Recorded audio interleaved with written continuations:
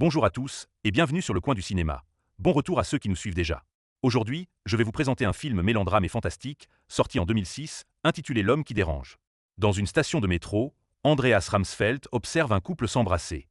C'est un baiser étrange, très méthodique et sans aucune passion, comme s'il le faisait parce qu'il le devait et non parce qu'il appréciait. Après y avoir réfléchi un instant, Andreas décide de sauter sur les voies. C'est à ce moment-là qu'il se souvient du début de toute cette histoire. Quelques semaines plus tôt, en plein désert, un homme accroche un panneau de bienvenue sur une station-service abandonnée, juste avant l'arrivée d'un bus. Ce bus dépose Andreas, un homme négligé qui semble complètement perdu, sans la moindre idée de ce qui se passe. Maintenant qu'Andreas est arrivé, l'homme retire le panneau et le conduit jusqu'à la ville, tout en échangeant quelques banalités. L'endroit est d'une propreté irréprochable, calme, peut-être un peu trop. Andreas reçoit un appartement tout neuf et un poste de comptable, avant d'être laissé seul pour la nuit. L'appartement est vite exploré. Il est petit, sans décoration et ne contient que le strict nécessaire. On y trouve aussi quelques vêtements, des costumes simples mais bien repassés. Avant de se coucher, Andreas se rase la barbe pour être plus présentable le lendemain. Le matin venu, il se rend dans une entreprise prestigieuse, rencontre quelques collègues et reçoit un peu d'argent pour commencer, avant d'être conduit à son bureau. Comme son appartement, le bureau est petit et ne contient que l'essentiel. Andreas passe la journée à taper des chiffres, sans réel but. Il ne s'arrête que pour déjeuner, assis sur un banc près du bureau. En revenant, il remarque quelque chose d'étrange dans l'immeuble d'en face, le corps d'un homme coincé dans la balustrade. Personne ne semble s'en préoccuper. Les passants continuent leur chemin, tandis qu'un groupe d'agents de nettoyage vient retirer le corps, le manipulant comme un simple sac à ordures. Quand Andreas retourne à son poste et jette un coup d'œil par la fenêtre, tout a déjà disparu. La balustrade est propre, comme si rien ne s'était jamais passé. Une fois le travail terminé, Andreas se rend dans un bar, mais il ne passe pas un très bon moment à boire seul. Aux toilettes, il se plaint que l'alcool de cet endroit est coupé à l'eau, car il ne ressent aucun effet. L'homme à côté de lui n'est pas d'accord, disant que cela a toujours été ainsi, mais une voix derrière la porte d'une cabine approuve. Cette voix affirme que plus rien n'a de goût, ni l'alcool, ni le chocolat, ni même les femmes. Leur discussion est interrompue quand d'autres hommes entrent, mais après, Andreas tente de suivre l'homme de la cabine lorsqu'il quitte le bar. Il le voit entrer dans un bâtiment et allumer la lumière dans un appartement du sous-sol, d'où s'échappe une musique envoûtante. Andreas tombe peu à peu dans une routine vide de sens. Travailler, rentrer chez lui et dîner sans goût devant la télévision. Un après-midi, il décide de bousculer un peu les choses et de ressentir enfin quelque chose. Il place alors son doigt sous le massicotte et se le coupe volontairement. Ses collègues accourent, mais ne paraissent pas choqués. Ils lui demandent simplement pourquoi il est assis par terre. Andreas finit par s'évanouir à cause de la perte de sang. Il se réveille un peu plus tard, la main bandée, à l'arrière d'une voiture conduite par les agents de nettoyage. Ceux-ci restent silencieux tout le trajet et le déposent chez lui sans un mot. Dans sa salle de bain, Andreas retire le bandage et découvre, stupéfait, que son doigt est revenu, intact, sans la moindre cicatrice. Le lendemain, poussé par un besoin désespéré de réponse, Andreas retourne à la station-service abandonnée dans le désert. Il observe le vieil homme replacer l'enseigne pour accueillir un nouvel arrivant.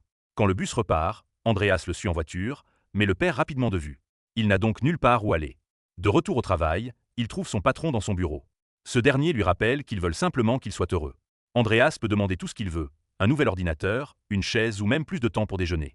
Mais il décline poliment et assure qu'il va bien. Ce jour-là, il décide de déjeuner à la cafétéria de l'entreprise et s'assoit avec ses collègues au lieu de manger seul. Il parvient à s'intégrer en participant à une discussion sur les meubles, et cela lui vaut une invitation à un dîner de fête. Après le travail, Andreas achète de beaux vêtements et une bouteille de vin. En rentrant, il passe devant la fenêtre de l'homme du bar. Il essaie d'entendre la musique encore une fois, mais quand il s'approche trop, deux agents de nettoyage surgissent et lui reprochent son comportement étrange. Plus tard dans la soirée, pendant le dîner de fête, Andreas rencontre Anne-Britt, une architecte d'intérieur. Ils s'entendent bien et décident de se revoir. Après le dîner, Andreas la raccompagne chez elle et ils finissent par passer la nuit ensemble. Sa vie semble enfin s'améliorer. Andreas est de meilleure humeur. Il achète une plante pour son bureau, une plus belle voiture et emménage avec Anne.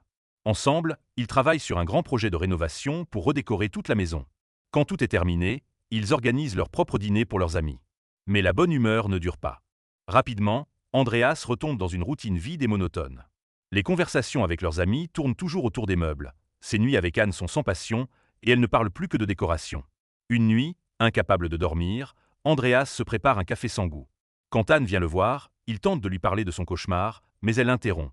Elle ne veut pas qu'il parle de ce genre de choses et ramène la discussion à la maison. Quelques jours plus tard, Andreas commence à prêter plus d'attention à sa collègue Ingeborg et décide de l'inviter à sortir. Il appelle Anne pour lui dire qu'il doit faire des heures supplémentaires, puis emmène Ingeborg au cinéma. Le film est triste et il est le seul à verser quelques larmes, mais au moins, Ingeborg pose sa tête sur son épaule. Après la séance, Andreas la raccompagne chez elle et lui demande si elle accepterait d'avoir une aventure avec lui, tout en continuant à vivre avec Anne. Ingeborg accepte et ils finissent par s'embrasser. Andreas et Ingeborg commencent une liaison secrète, même s'ils aimeraient ne plus avoir à se cacher. Un après-midi, lassé des soirées sans saveur passées avec Anne devant la télévision, Andreas lui avoue qu'il a rencontré quelqu'un d'autre et qu'il veut rompre. Anne ne semble pas troublée. Elle lui demande simplement d'attendre samedi pour partir, car ils reçoivent des invités ce jour-là. Une fois le dîner terminé, Andreas se rend chez Ingeborg, les bras chargés de fleurs et une réservation spéciale dans un restaurant qui n'ouvrira ses portes que pour eux. Il lui annonce qu'il a quitté Anne. Mais Ingeborg ne paraît pas ravie, plutôt confuse. Elle ne pensait pas que leur relation était sérieuse. En réalité, Ingeborg voit aussi d'autres hommes. Andreas lui demande alors de les quitter et de venir vivre avec lui. Elle répond que cela ne la dérangerait pas, mais sans enthousiasme, comme si elle se laissait simplement porter. Andreas tente de lui faire admettre qu'elle l'aime davantage ou qu'il est différent des autres. Mais Ingeborg répète calmement que pour elle, tous ses petits amis sont pareils. Se sentant piégé dans une conversation qui tourne en rond, Andreas quitte le restaurant sans finir son dîner. C'est ainsi que l'histoire revient au début. Après avoir observé le couple s'embrasser et compris qu'il ne connaîtra plus jamais la passion, Andreas saute sur les rails et attend que plusieurs trains passent. Pourtant, après 3 chocs, il n'obtient toujours pas ce qu'il espérait. La station finit par fermer. Épuisé mais vivant, Andreas rassemble ses forces et suit la lumière au bout du tunnel, jusqu'à la ville. Les agents de nettoyage le retrouvent et le ramènent chez lui sans un mot, sans même tenter de soigner ses blessures. Quand Anne le voit, elle ne réagit pas non plus. Elle lui dit simplement qu'ils ont été invités à faire du karting avec des amis. Andreas accepts. Quelques jours plus tard, après avoir encore bu seul au bar, Andreas repense à l'homme de la cabine et décide de le retrouver. En passant devant son immeuble, il entend de nouveau cette belle musique s'échapper d'une fenêtre. Il grimpe le long du bâtiment, entre par un couloir à l'arrière et descend jusqu'au sous-sol, où il retrouve enfin l'homme. Il s'appelle Hugo. Andreas doit le convaincre de le laisser entrer, car Hugo a peur d'avoir des ennuis à cause de ce qu'il cache dans sa petite pièce. Un tableau, un plafond recouvert d'ampoules, et surtout un trou dans le mur d'où provient la musique. Après avoir promis de garder le secret, Andreas est autorisé à rester et à écouter la mélodie avec lui. Le lendemain, distrait au travail, il attire l'attention de son patron. Quand Andreas se met à parler du chocolat sans goût et des enfants qu'il a vus, son supérieur paraît troublé, puis s'éloigne sans rien dire. Toujours déterminé à ne pas abandonner, Andreas dit à Anne qu'il doit travailler tard. En réalité, il passe désormais ses soirées dans la chambre d'Hugo, à élargir le trou du mur avec différents outils, dans l'espoir de s'échapper. Au début, Hugo refuse de l'aider, craignant qu'il ne soit découvert. Mais lorsqu'une odeur agréable commence à s'échapper du trou, il change d'avis et se joint à lui. Peu à peu, le trou devient un véritable tunnel. Andreas et Hugo s'y installent souvent, partagent un café, écoutent la musique et rient en entendant les voix d'enfants au loin. Un matin, Andreas arrive au travail et découvre qu'il a été remplacé. Son patron lui explique que ce n'est pas un licenciement, mais une manière de l'encourager à trouver une nouvelle voie. En quittant le bâtiment, Andreas aperçoit des agents de nettoyage qui l'attendent dehors. Pris de panique, il fait demi-tour et s'échappe discrètement par la porte de derrière. Désormais, Andreas a tout le temps du monde pour creuser le tunnel. Il devient si grand que même les voisins commencent à sentir le parfum agréable et à entendre la musique qui s'en échappe. Certains viennent frapper à la porte d'Hugo, mais il les renvoie en prétextant une fuite d'eau. Cela ne fait qu'attirer encore plus de curieux, qui se rassemblent devant la fenêtre à l'extérieur. Finalement, Andreas et Hugo atteignent le bout du tunnel, là où se trouve le véritable mur. Andreas y glisse la main et découvre, de l'autre côté, une maison magnifique, lumineuse et colorée, remplie de rires d'enfants qui jouent dehors. Il parvient à attraper un morceau de gâteau fraîchement sorti du four et à le goûter. Le goût est si incroyable qu'il en reste émerveillé. Tellement fasciné par cette sensation, il ne réagit presque pas lorsque les agents de nettoyage surgissent pour les arrêter, lui et Hugo.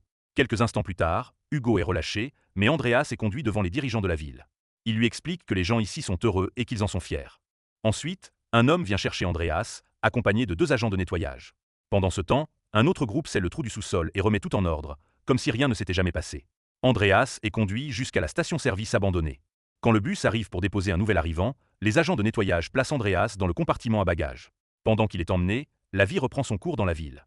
Anne et Ingeborg trouvent de nouveaux compagnons, et Hugo retourne à son ancien travail. Secoué par les mouvements du bus, Andreas finit par s'endormir. Il ne se réveille que lorsque le véhicule s'arrête. Il donne un coup de pied dans la porte du compartiment et en sort, pour découvrir un vaste désert gelé. Le bus redémarre aussitôt, le laissant seul, perdu au milieu de la tempête de neige. Merci d'avoir regardé cette vidéo jusqu'à la fin. Si vous avez aimé, n'oubliez pas de vous abonner et de cliquer sur la vidéo à gauche ou à droite pour en découvrir une autre. À très bientôt pour un nouveau film.